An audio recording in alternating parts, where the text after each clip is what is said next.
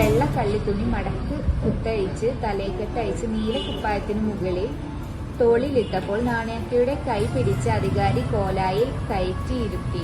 പാഞ്ചേരിയിലുള്ള advocate TP രാമചന്ദ്രന്റെ ഒരു അടിപൊളി നോവലാണ്. നമ്മളെ പഴയ മലപ്പുറത്തിനെ ആണ് ഇതിൽ സൂചിപ്പിക്കുന്നത്.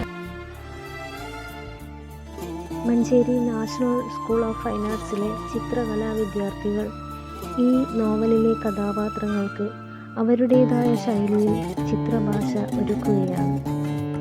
ലളിതമായ ഭാഷയിലൂടെ സങ്കീർണമായ ജീവിത മുഹൂർത്തങ്ങളെയും കാലത്തെയും അടയാളപ്പെടുത്തുന്ന ഈ നോവലിലെ കഥാസന്ദർഭങ്ങളും രേഖാചിത്രങ്ങളും പുതുതലമുറയ്ക്ക്, പ്രത്യേകിച്ച് ചിത്രകലാ വിദ്യാർത്ഥികൾക്ക്